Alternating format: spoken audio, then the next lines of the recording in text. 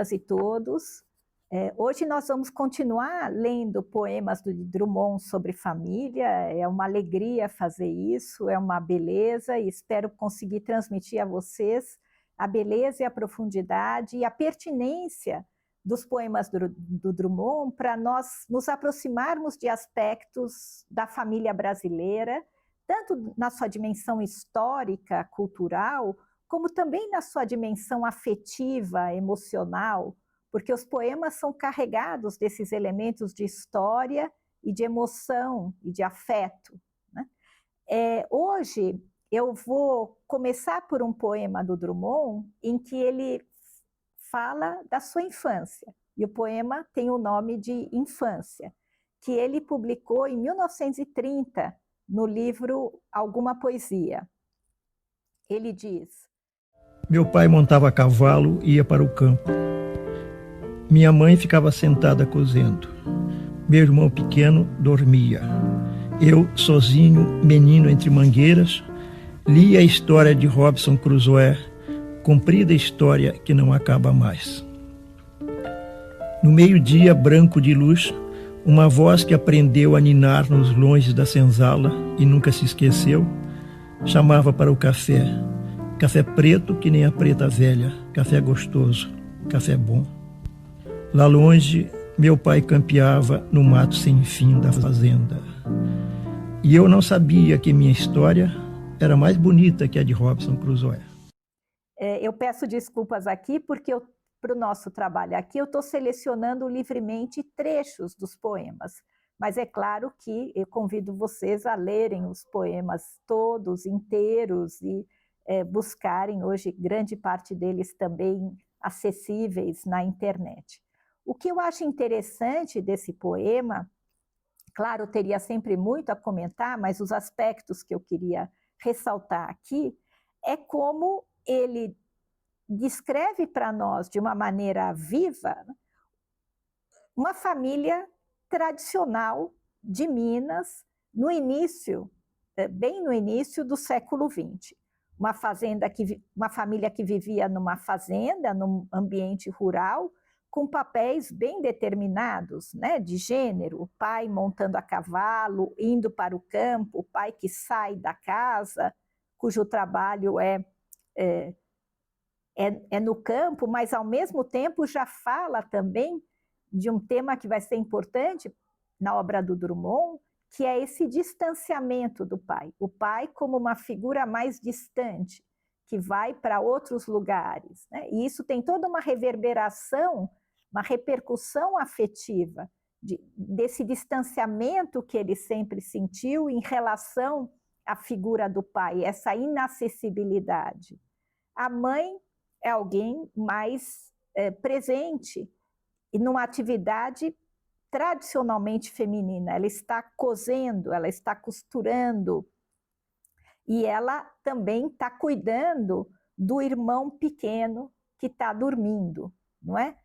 E ele, então, é um menino sozinho, né? Ele já está trazendo aqui essa solidão dele nesse contexto, nessa situação, sozinho, mas ao mesmo tempo acompanhado, e desde muito pequeno acompanhado da literatura.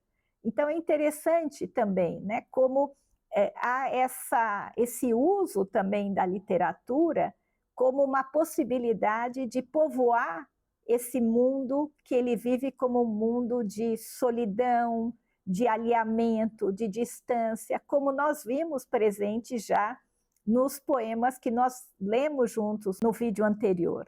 E é muito curioso porque ele lê a história de Robinson Crusoe, que é a história de um náufrago que está sozinho numa ilha também. Então é muito bonita essa identificação dele com um texto da literatura universal, que ao mesmo tempo nomeia uma situação que ele está vivendo ali, num contexto totalmente diverso do contexto de Robinson Crusoe. E cumprida a história que não acaba mais, que eu acho que é também a própria história dele, dessa solidão, desse quase naufrágio, né? De uma criança que está quase se afundando, vamos dizer, nesse estado de solidão, e que de alguma maneira se resgata ou usa como sua boia de salvação o texto do Robinson Crusoe, com quem ele está identificado. Aparece também aqui alguma coisa que Nina, né, tira ele desse estado de solidão e isolamento, que é a preta velha, né? Então, a presença desse elemento, né, que de alguma maneira faz parte do contexto, ou quase que faz parte dessa casa, que é a preta velha. Claro que uma descendente de escravos, nós falávamos antes sobre a presença da escravidão na história familiar, a mancha de sangue de escravo torturado, e aqui essa preta velha que aprendeu a ninar nos longes da senzala e que tem essa voz que nina, que chama para o café gostoso, para o café bom. A gente também vê esse elemento tão importante também da agricultura, da história econômica do período. E, novamente, lá longe, meu pai campeava no mato sem fim da fazenda. E eu não sabia que minha história era mais bonita que a de Robinson Crusoe. Então, de alguma maneira, ele encontra nessa situação tanto motivos para a sua solidão, mas também motivos para se sentir ninado, né? Se sentir alimentado. Tem algo também de nostálgico aí, que ele está dizendo que ele recupera mais tarde. Talvez até ao escrever o próprio poema, porque ele diz que não sabia que a vida dele, que a história dele era mais bonita que a de Robinson Crusoe. Então há algo que ele recupera também desse laço, né, que o prende, que o nina nesse contexto familiar. Então não deixa de ser também o poema uma elaboração sobre essa solidão e a dor da sua infância. E eu queria ler para vocês também um poema em que ele trata de um momento muito significativo da vida dele, que é um momento na adolescência em que ele vai estudar em Belo Horizonte. E esse poema é um poema que ele publicou em 1979, portanto, também muitos anos depois desses acontecimentos que estão relatados aqui, em Boitempo também, em Esquecer para Lembrar. E é bonito porque esse jogo entre esquecer e lembrar, que está o tempo todo presente, tudo aquilo que a gente esquece, mas ao mesmo tempo recupera em lembrança, está presente. É muito interessante, muitas vezes eu penso, Drummond leu Freud, Drummond conhece psicanálise, ou pelo menos se aproximou através da poesia e da literatura de temas que Freud também tratou, porque trata do humano e das nossas dores, né? Seja na psicanálise ou na literatura, porque Freud também fala de tudo que é vivido e que deixa uma marca, e o quanto que essa marca insiste em se reproduzir, em ser lembrada, em ser nomeada, em ser elaborada. O Freud tem aquele texto importante que ele deu o nome de recordar, repetir e elaborar, né? Então, a ideia da importância de nós lembrarmos para podermos esquecer. E é essa dinâmica entre esquecer e lembrar que ele está trazendo aqui. Então, esse poema que eu quero ler para você se chama Fim da Casa Paterna, e que eu vou trazer um trecho também. Ele diz: vou dobrar-me à regra nova de viver, ser outro que não eu, até agora musicalmente agasalhado na voz de minha mãe, que cura doenças, escorado no bronze de meu pai, que afasta os raios. Ou vou ser, talvez isso, apenas eu, unicamente eu, a revelar-me na sozinha aventura em terra estranha? Agora me retalho o canivete dessa descoberta. eu não quero ser eu, prefiro continuar objeto de família. Então, vocês veem que é um momento em que ele está saindo da casa paterna, né? Já é interessante a casa paterna, a questão da família patriarcal, o pai, né? é o dono da casa, é a figura central dessa casa, modelo próprio, típico, né? Da família patriarcal brasileira, como vemos retratado em Casa Grande Senzala, de Gilberto Freire, uma família própria, né, do meio rural. E ele está dizendo que ele precisa agora se dobrar, né, se submeter à regra nova de viver. Também é interessante porque, tal como ele se via, de alguma maneira, submetido a esse meio físico e social em que ele nasceu, ele novamente sente que vai se submeter a uma outra situação. Então, há um padrão que se repete. Ainda que ele esteja saindo de casa, ele, de alguma maneira, leva com ele essa submissão, né? Esse ter que dobrar-se às regras do viver. Né? Porque a gente poderia pensar, ele sai de casa e está livre, mas não é isso, ele carrega com ele, né? E é mais do que isso, porque ele diz ser outro que não eu. Ele tem medo de ter que, de alguma maneira, tornar-se outro, não poder ser si mesmo. Ainda que ele acusasse desde o início, no poema de Sete Faces que nós lemos, que ele já tem ali que obedecer um mandato, um imperativo. Então, a questão do eu retorcido, poder ser eu ou não poder ser eu, é uma temática que vai percorrer toda a história de Drummond, a poesia dele e as relações dele com essa origem e com essa família, né? E ele vai dizer ser outro que não eu, que eu, até agora musicalmente agasalhado na voz de minha mãe que cura doenças. Então, ele vai sair desse regaço materno, dessa proteção materna, né? Escorado no bronze de meu pai que afasta os raios. É o bronze, remete ao ferro das almas, das calçadas. Tem algo aí desse elemento no pai, mas que é vivido agora, no momento da separação, como uma proteção. Né? Escorado no bronze do meu pai que afasta os raios.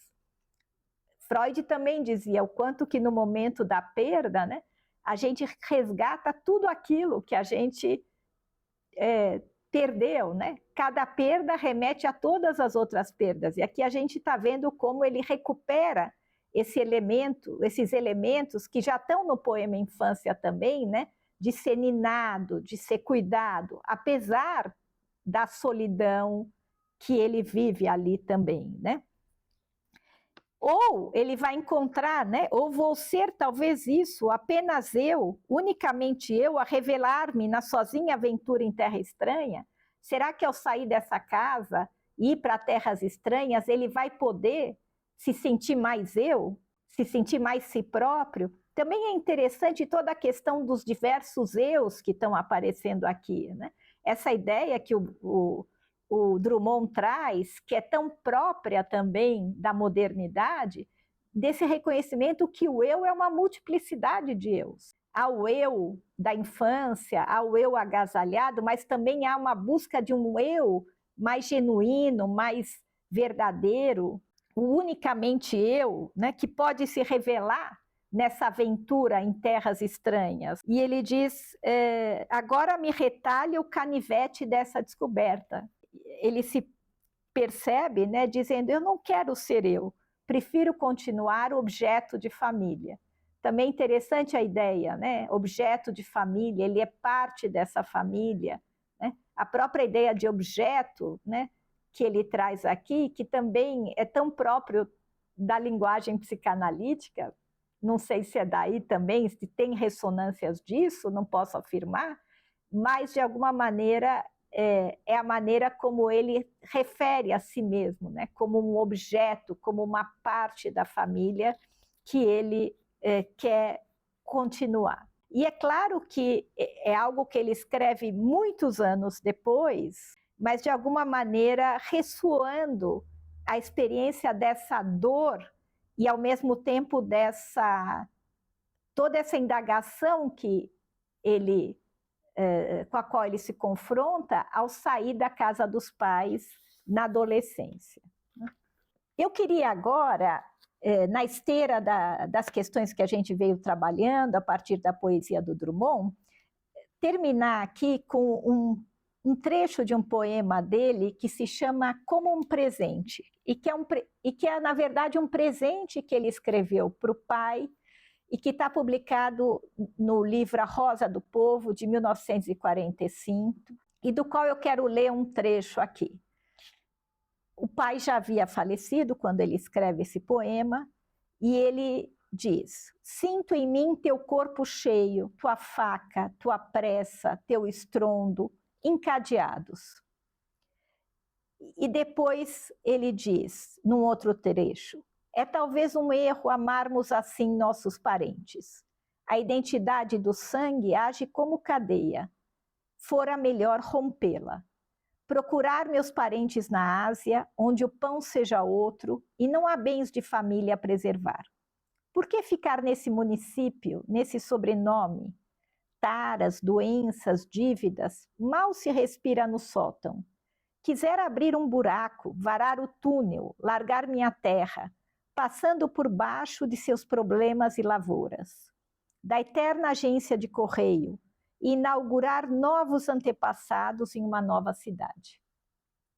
Então, é bonito, né, como ele começa dizendo que o pai está presente nele, no corpo dele, materialmente. Sinto em mim teu corpo cheio, tua faca, tua pressa, teu estrondo encadeados. Tem a ideia dessa cadeia, tudo isso junto, tudo isso de alguma maneira, como se a gente lê esse poema encadeado nos outros poemas, tudo isso aprisionando. Né? E ele, a partir dessa imagem, desse aprisionamento, dessas dores, né? Ele começa a fazer essa reflexão de que talvez seja um erro amar assim nossos parentes, porque, na verdade, apesar de tudo, e dessa faca do pai e desse estrondo, ele está escrevendo um presente para esse pai. E é uma declaração de amor. Né? Ele está dizendo, ele diz que é um erro, mas ele diz que ama. É talvez um erro amarmos assim nossos parentes. Essa identidade de sangue que age como cadeia, fora melhor rompê-la. E é muito interessante porque, a partir daí, ele divaga a possibilidade de uma outra família, né? Ter parentes na Ásia, tão distantes, outro pão, né? Outra situação econômica, né? Outro sobrenome, e como se ele pudesse varar um túnel e sair da terra, deixar a terra, né? Passar por baixo dos problemas e lavouras, e inaugurar novos antepassados em uma nova cidade. É muito interessante porque Freud tem também um texto chamado Romance Familiar, em que ele fala em psicanálise algo muito próximo do que Drummond está dizendo aqui. Ele fala de que todas as crianças vivem fantasias de outra família. Diante das dificuldades, diante das ansiedades, diante dos desejos não realizados da criança na própria família, a criança sonha, devaneia, imagina uma outra família. Ele até traz exemplos, a ideia de uma criança que sonha que vive num castelo, que vive na família real, que é uma princesa. E como isso, de alguma maneira, né, o texto do Freud chama romance familiar, porque ele também, de alguma maneira, mostra como isso é um tema de romances. Né? A ideia de que nós não só romanceamos na imaginação, mas também a literatura também pode nos levar, seja como escritores, né, seja como leitores, a poder viver outras famílias diferentes da nossa, não é? E eu acho que, de alguma maneira, Drummond traz nesse poema esse paradoxo que todos nós vivemos entre amar profundamente a nossa família e, ao mesmo tempo, precisar ou querer romper com ela ou imaginar como seríamos se vivêssemos ou tivéssemos nascido em outras famílias, né? Bom, eu acho que a gente fica por aqui e eu vou continuar lendo alguns poemas no próximo vídeo do Drummond, em que nós vamos tematizar a relação dele com imagens de família, com lembranças de família, aproximando também de leituras que a psicanálise, principalmente o campo da psicanálise da família, apresenta, e como de maneira incrível Drummond soube tematizar, né, em experiência de vida, na relação com a sua própria família, as questões que a gente veio apresentando de uma maneira mais teórica ou conceitual. Então, nós estamos usando a literatura para, de alguma maneira, também dar vida a uma série de temas sobre os quais a gente está conversando aqui nesse Papo de Família.